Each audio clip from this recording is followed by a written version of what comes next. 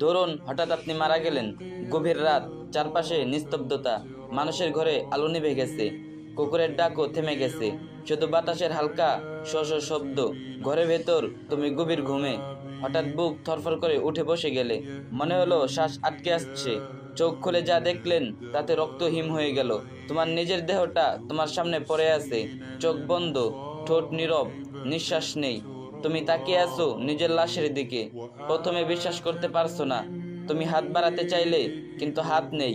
তুমি চিৎকার করে বলতে চাইলে, না এটা আমি নয়, কিন্তু মুখ নেই, শব্দ নেই।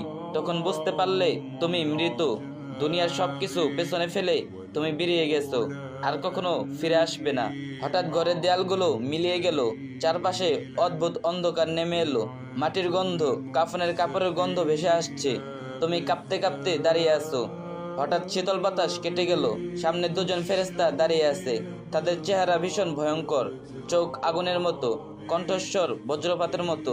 তারা তোমার দিকে তাকালো, এমন দৃষ্টি যা তোমার আত্মাকে বিদ্ধ করে দিল। তারা কিছু না বলে তোমাকে টেনে নিয়ে গেল। তুমি প্রতিরোধ করতে চাইলে, কিন্তু শক্তি নেই। তুমি শুধু কাঁদতে কাঁদতে চিৎকার করলে, হে আল্লাহ, আমাকে আরেকটু সময় দাও।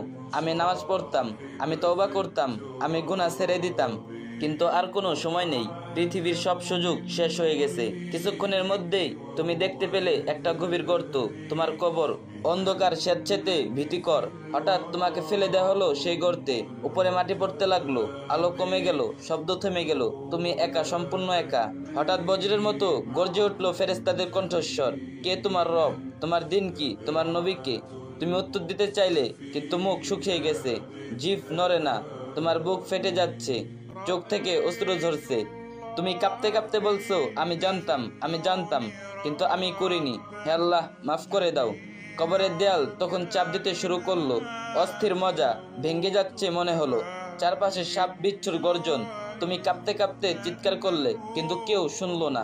তারপর হঠাৎ এক অদ্ভুত দৃশ্য তোমার সামনে ফুটে উঠলো। এক বিশাল ময়দান, কোটি কোটি মানুষ একসাথে দাঁড়িয়ে আছে। সূর্য মাথার উপরে, এত কাছে যে মানুষের মগজ গলতে শুরু করেছে। কেউ কাঁদতে কাঁদতে, কেউ দৌড়াচ্ছে, কেউ শুধু বলছে, ইয়া নাফসি, ইয়া নাফসি, আমার প্রাণ, আমার প্রাণ। তুমি তখন দেখলে নবীগণ দাঁড়িয়ে আছেন, উম্মতদের জন্য দোয়া করছেন। আর এদিকে জাহান্নামের আগুন গর্জন করছে। আগুনের শিখা এত ভয়ঙ্কর যে মনে হলো পুরো দুনিয়া গিলে ফেলবে। সেই আগুন তোমার দিকে ঝাঁপিয়ে আসছে। তুমি কাঁপতে কাঁপতে মাটিতে লুটিয়ে পড়লে, তোমার ঠোঁট কাঁপছে। হে আল্লাহ, আমি দুনিয়ার গুনাহ করেছি, আমি নামাজ ফেলে দিয়েছি, আমি ভুল করেছি, কিন্তু আমি তোমাকে ছেড়ে যাইনি। হে আল্লাহ, তুমি আমাকে বাঁচিয়ে দাও, আমাকে মাফ করে দাও। চোখ দিয়ে পানি ঝরছে, বুক থরফর করছে। তুমি তখন বুঝলে দুনিয়ার হাসি, আনন্দ, টাকা, ভালোবাসা সব ফুরিয়ে গেছে। এখন শুধু আল্লাহর সামনে দাঁড়ানোর সময়। আর সেই মুহূর্তে তোমার অন্তর কেঁপে ওঠে। আমি যদি দুনিয়ায় ফিরে যেতাম, তবে নামাজ পড়তাম, গুনাহ ছাড়তাম, আল্লাহর দিকে ফিরতাম। কিন্তু তখন আর ফেরার সুযোগ নেই। এখন শুধু হিসাবের দিন আর আল্লাহর রহমতের দিন। ভিডিওটি সবাই বেশি বেশি শেয়ার করে দিন, আর যে যত পারেন বেশি বেশি কপি লিঙ্ক করে দিন।